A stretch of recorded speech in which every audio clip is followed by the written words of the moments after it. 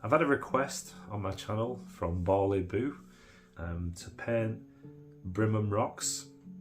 It's something different. So in this video I'm going to show you how I painted this. Quite a nice subject. It's not something that I usually paint, so it's quite different. So thanks for joining me, and hopefully you find this one interesting. Like I said, it's not something that I usually do, but I'm grateful for the suggestion. I do like to paint in a loose style, so it'll be interesting to see how this one develops. It's going to be slightly different, but if you do like it, as always, if you give us a thumbs up. If you're not subscribed to my channel, then I have a whole playlist on beginner friendly watercolors. Feel free to check that out at the end of this video. Let's get straight into the painting.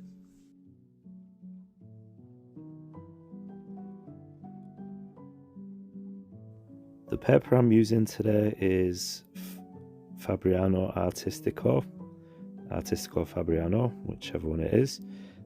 Fantastic paper. It's 100% cotton, so it gives that really nice, it just finishes really nice. I forgot how good this paper is, using a wood pulp paper for so long.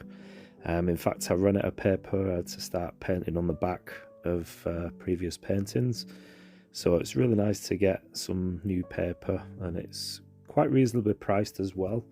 If you are looking into trying cotton, 100% cotton paper, then I do recommend this one.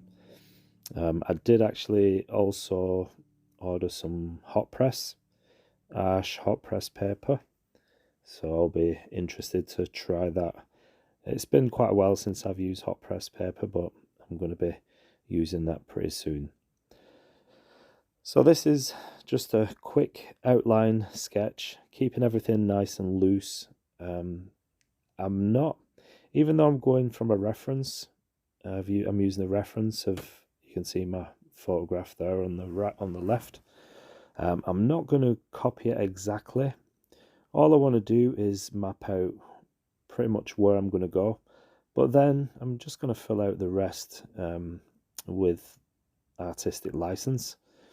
So I'm just going to go as I feel, and just use a reference as a guide, and then but it's pretty much Brimham Rocks, but with a sort of a twist. So to start off this painting, I'm using my 1-inch Hake brush, which you've probably seen on my previous videos. I really do like to do, and with, I'd say, clean water, just wet the sky area. But as you could probably see, as I popped the brush on the paper with water, it wasn't very clean. I didn't clean out my brushes from last painting, but not an issue, because I can see where the paper's wet, and it gives me that sort of grey sky sort of colour. So it's actually running in my favour this time. It's better than being a green in the sky or something like that. So I'm just popping in some blue here and there, and then just using a tissue just to dab out some clouds. It's similar to the reference. There's blue sky and then a few sort of wispy clouds. So I want them quite, I don't want any hard edges. I want them really soft and just not very prominent. There's quite a lot going on in this painting, so I'm going to try and keep it as simple as I can, and that's why I wanted to keep the pencil drawing quite short. And now I'm just adding a mix of yellow ochre, and then you can see I just change up the colours here and there with a bit of blue, a bit of Payne's grey, and then even a little bit, I touch into a little bit of red. So you can see, just warm those rocks up a little bit. And you can use any colour you want for this. This is just the first wash, so I will be going over it a couple of times, possibly even 3 times, getting the mid-tones and then followed by the darker tones. So like the pencil, I'm just going quite loose. I don't want anything too precise at this stage, but I will get into that as the paint goes on.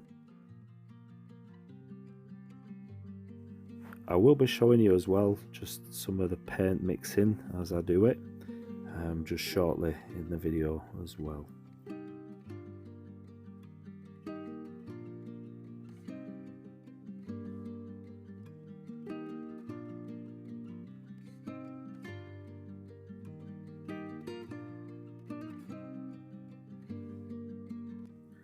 I'm not actually using very many colours in this painting. I wanted to keep things quite straightforward, so I'm using these earthy colours, the likes of yellow ochre, bit of brown, burnt umber, bit of raw sienna, touch of red, bit of blue, and that's pretty much my colours for this one. Like I said, just want to keep things nice and simple, and I will be showing you some of the mixing as I do so.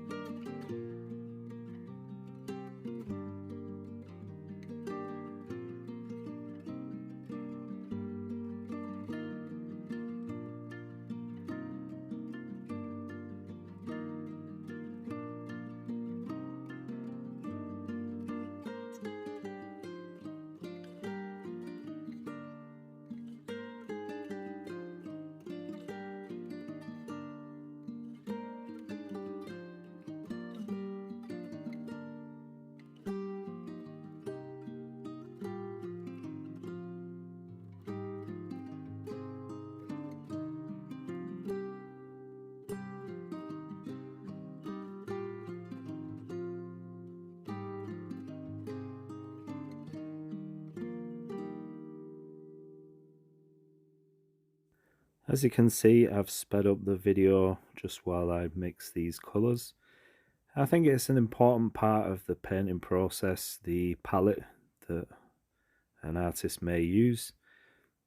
So that's quite important, but I didn't want to take too much time, so I just sped that up to ×2. I don't really mix that fast, so just so that you know. So I've popped in some of my greens, some of the trees, and some of the greens on the sort of the flooring. So bearing in mind this is the first wash, so we'll be going in to those greens as well. So on the ground area there is some sort of darker tones, but I will add some greens, some yellow ochre on top of those as well. And the good thing about yellow ochre is it's quite opaque, so you will be able to get the colour on top of the colour that's previously down. So I'm just going in now where the pencil is, just to define some of those rocks, separate some of those, and I want to try and get as much as I can with this same tone without mixing any more.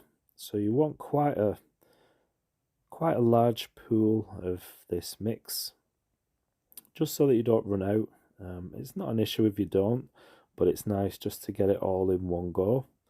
So you can see how I'm using my brush, just touching here and there, just dancing around the paper, and then I will be adding some darker tones to that. So this is what I'd say would be the mid tone, and now just adding another layer. There is really no limit to how many layers you can use, just as long as your paper sort of takes that. Depends how the quality of the paper, I guess. But you don't want to muddy things up either. So you got the undertone, the first wash, which is going to be the highlights, the sort of lighter areas of the rocks. And now I'm just covering certain areas just to define some of the rocks and some of the textures as well. So I'm actually putting paint down and then just with a bit of a damp brush, just sort of rubbing it away, as you can see. And that gives me a lighter tone. You can lift, you can take out while the paint's still wet, and you can also do it as well while the paint's dry, but I'd rather just go in while the paint's almost drying and then just lift out here and there. And then for the floor I wanted to add a little bit more of that red, a bit more of the yellow ochre as well, just to give a colour change here and there, make it a little bit more interesting. And I think this is the point where I'm really not using the reference very much at all. I've got my lines, I've got my pencil work, and I'm just going around filling in some of the gaps. So you'll see how things start to take shape. I think a lot of times in watercolour as well, you go through this ugly stage. Are you familiar with that? Where you're almost giving up because you think it's not working, it's not going to look nice, it's just not happening. But when you push through that, it just seems to start coming together, like you can see in the video now. And like I said, with the yellow ochre, you can see now, just layer that on top of the dark, and you can get some of these nice little highlights. Notice I'm using my Hake brush as well. It's a really nice brush for grass, for textures, foliage. As you just tap down on the paper, you get all these different shapes, but you don't want to do too many sort of the same. So you want to scuff the brush up a bit, use it almost dry, and then the brush splays out. The hairs on the brush just stand out, and you can get all these nice little foliage marks. So this is the darker tone now, just a mix of brown and Payne's grey, touch of blue, and then I'm just defining some of the shadows within the rocks. So you've got layers of rocks on top of each other, so I'm going in between, just defining some of those, and you can see the difference that makes once you get in with the darker tones. It really does make things pop. It brings the highlights out, and it just gives overall depth to the painting. I know one of the things I'm really guilty of in my painting is sometimes not going dark enough. So you got to bear that in mind, and sometimes when you put the paint down it may seem quite dark, but you've also got to remember with watercolour that it does dry a couple of times lighter, a couple of shades lighter. So if you think you've got it too dark, then it's probably about right. And you can always lift, even when it's dry, you can always go in with a damp brush and sort of lift some of those tones off.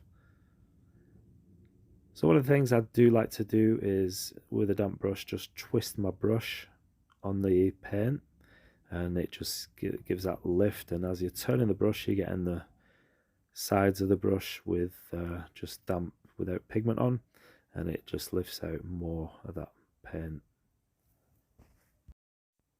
And I'm really enjoying this painting so far, and I've also had another suggestion to paint a waterfall, so I'm going to look into doing that maybe the next video. And I'm thinking of a painting that I did close to my hometown. I did an oil painting on canvas, a really nice place called Fabriano Chapel. So you got some really nice colours, and a really nice painting that I did that I think would be quite interesting in watercolour, so I might just give that one a go. So if you do have any suggestions, anything you'd like to see being painted, anything that you struggle with or you may need help, just drop us a comment in the comment section. I really do appreciate that, and I will try my best to give it a go. And I do do like doing landscapes and buildings, things like that. So, but it is nice to paint things in nature as well. So I'm open to suggestions. If you've got any, just drop them in the comment section, and I'll try my best. Now, something I really want you to see. Can you see this rock? These rocks as I'm popping the undertone, the shadow underneath the rock. Can you see how much that really does make a difference? It really does make these rocks just pop, give it that 3-dimension, and it also gives an illusion of realistic painting. When I've not really done anything to make it sort of realistic, all I've done is been quite loose, but just adding these sort of details, it really does help your painting. So don't be afraid of pushing those darks as well, and it's nice to get some of those contrasting colours side by side.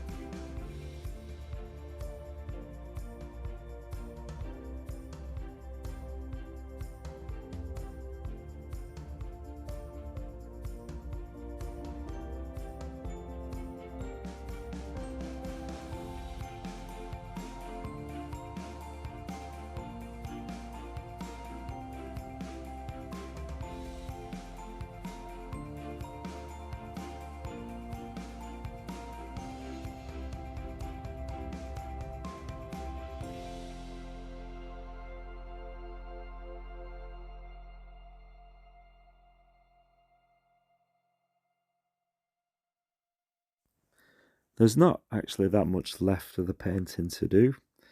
I certainly don't want to go over the top fiddling and putting paint down for no reason. So I'm gonna just tie up just a few of these rocks, just add in just this darker tone. But you can literally go on and just keep going and keep going.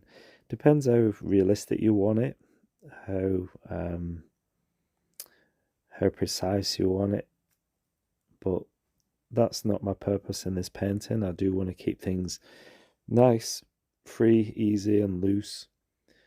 So I'm just dabbing my brush, and you can see I've switched to smaller brushes in between just to get those finer details. And there is an option also to use a fine liner pen. If you've got any pigment pens, they're quite nice to use as well. But for this one, I just wanted to use paint.